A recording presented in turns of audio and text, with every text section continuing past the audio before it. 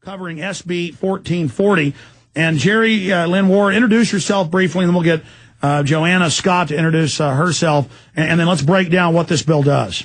Yes, thank you, Alex, for having me on. I'm an attorney here in Austin, Texas, and I got involved in this because a year ago I became so outraged about CPS taking those 400-some FLDS kids, and I decided to volunteer to help one of the dads fight CPS. And I entered a world that I didn't even know existed before that time.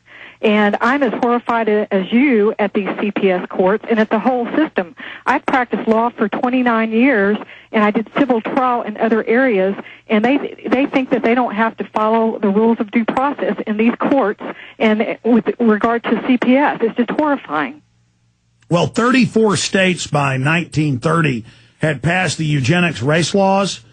And I'm just telling you this because, see, you were in the real court system, and then you entered the constitutional system, then you entered the parallel universe of the family court, the health department, racial hygiene, and this is the Max Kaiser, Kaiser Wilhelm, not Max Kaiser, the Kaiser Wilhelm Institute. This is that whole system the Rockefellers funded for race hygiene, so that's why these courts don't operate with due process. But now they want to, I guess, remove the final link. So let's bring up Joanna Scott. Joanna, tell us about yourself. Well, I am actually not an attorney. I am a parent advocate. I'm executive director for a 501c3 organization that I founded with my sister called Parent Guidance Center, and we exclusively advocate for these parents that are involved with the child protective system. Boy, I bet you get flooded with the millions of kids they're snatching every year. Okay, let's go back. Let's go back to Jerri Lynn Ward. And then we'll go back to Joanna. Jerri, for about 5 minutes, break down what you've seen in the courts, what this new bill does. It's on the governor's desk, how we defeat it. Then we'll get Joanna's take on it. Well, what happened is that CPS got slapped down pretty good in the Supreme Court case, in the Third Court of Appeals case, in the FLDS case, but also in the Gary Gates case.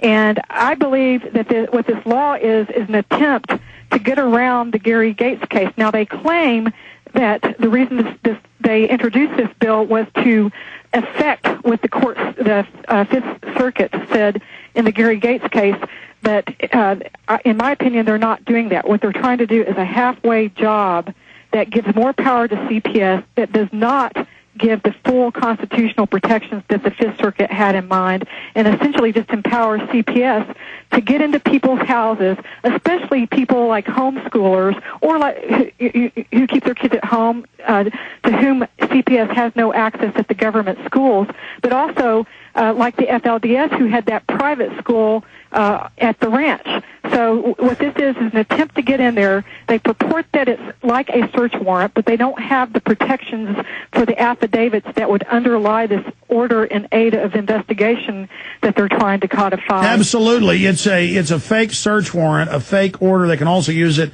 to steal people's children out of the school, the way I've read the bill. Then there's a whole other area of discussion of how this passed, how Kirk Watson tagged it on a bill that wasn't as bad. Kirk Watson, of course, a great fount of wickedness. I've known him of old as the former Austin mayor, snatching people's property. And Johanna can speak to that because she's the one that detected the problem and immediately reacted. And let's go back to Joanna then. Scott here. Tell us, so you ferreted this out. You detected the skullduggery. Tell us about it. Yes. Originally it was Senate Bill 1064, which was just to access a child's medical or mental records during an investigation. We watched it. It didn't have any, it wasn't that bad. I mean, it was just kind of a normal thing. Yeah, they kind of do this anyway. But they also had to leave to get those records. They had good cause shown, and the parents could have a hearing. And it was fine. I mean, it had due process. But the problem is they always fill out fake reports anyways and lie. And like you said, they're already ignoring the law. They're just trying to retroactively get rid of the Bill of Rights because people are pointing out they're not following it. But go ahead. But what they did, the original Senate hearing, is they did a committee substitute, which was nothing like the original, and it's what we see today. It was completely different, and all the players, they already knew that they had to have known that the substitute was coming because they were all ready, willing, and able to testify about it right then and there.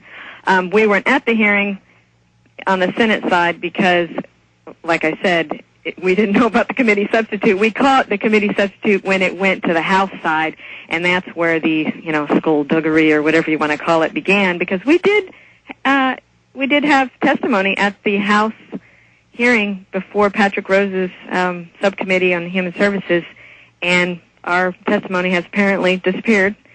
We are on the film as, showing here's our cards being turned in, here's our written testimony. The hearing didn't happen that day. They didn't finish that hearing. They actually had a brand new hearing. So regardless, he tagged this on without anybody knowing. It's now gone to the governor's desk. Are we getting anything out of Perry with the thousands of phone calls he's gotten and knowing it's going to be thrown out of court, but tens of thousands of kidnapped kids later? We've heard crickets chirping so far. Yeah, unfortunately, yeah. You have to remember this was something that certain people, including legislators, were told had to happen. The department was told. The department itself did not ask for this. The Department of Family Protective Services did not go, their administrative people, the commissioner go, oh, the Gary Gates decision is horrible. Oh, the FLDS should have never. They didn't go say, what can we do about this? This was a group, Tex Protects out of Dallas brought this bill. Well, also, the way to go after Watson and people is they've had a lot of judges and people get in trouble for taking money from the foster parent lobbies and the child trafficking lobbies. It's what they are. They even have bounties. I've had a state senator from Georgia on where she listed how they say we need a blonde-haired, blue-eyed kid. The family wants it. They're going to pay $400,000 for it through these adoption agencies. So if we can catch Watson or others, and we know this goes on, Judge Gene Muir and whoever, getting money from these groups, we need to go ahead and go to the grand jury and call for indictments because this is done all over the country. And I'm saying play hardball with these people. But let's talk about the bill. I keep digressing. Jerri Lynn Ward, I believe you were just speaking. So you're saying it looks like Watson's going to, not Kirk Watson, looks like Governor Perry's going to sign this? Well, we don't know. What I'm saying is that we don't. I know of no one, or no one's contacted me to say that they've heard anything with respect with what he's going to do with this bill, which is pretty amazing to me because the groups that have come out against this bill are essentially his core constituency. So I don't know what he's doing with respect to this. I mean, like Johanna said, this is a special interest bill. And it was. Now, this is being pushed by the foster parent consortium.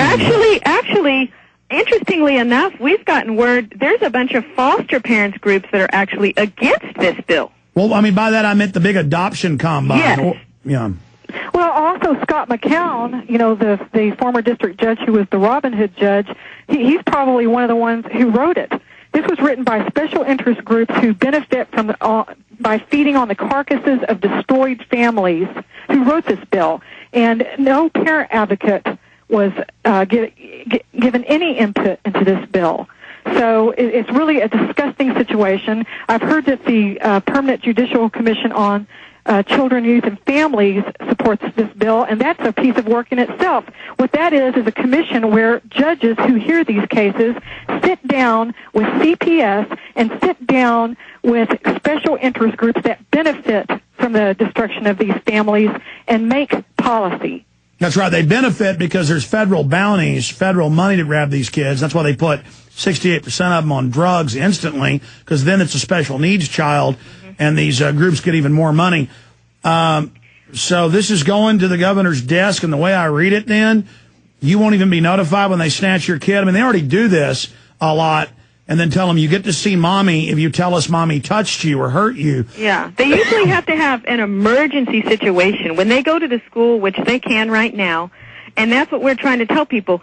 If there's really a kid out there that's black and blue and bleeding, you can still take them at that moment without a hearing because you need to. This does not take that right away from the department in those cases. What this is a fishing expedition. This is, I wonder what's going on in that house. Do those people have perhaps guns, I wonder? Well, let me tell you what already happened in my office. I mean, did you hear about the big case with the lady in Hayes County? Yes. And literally, they called the kids in. They would send them into the counselor. She was wearing shorts, saw a bruise down her leg, and they brought in the police, and they told her, don't tell your parents. made her take her pants off to look for more bruises. There weren't. And then they were going to go try to force their way into her house. But the issue is they literally have bounties. They have quotas. And it's just so monstrous. What type of stuff have you seen, Jerri Lynn Ward, and then, of course, also Joanna Scott, as you've been fighting this in Texas? I don't think the general public, till they get hit by these people, realizes just how serious this is. Well, what I've seen has been based on research and getting to know some of the attorneys who fight this every day. And as Johanna said, one of the big problems is they're going to use this to force their way into people's houses, especially homeschoolers. And a lawyer who practices in this area much more extensively than I do told me of an instance where CPS went into a homeschooler's house where they actually have kids do chores instead of just go to the mall and sit on the couch watching TV. The 8-year-old daughter was washing dishes. The way that the CPS wrote the investigative report was that an 8-year-old child was playing with steak knives unsupervised.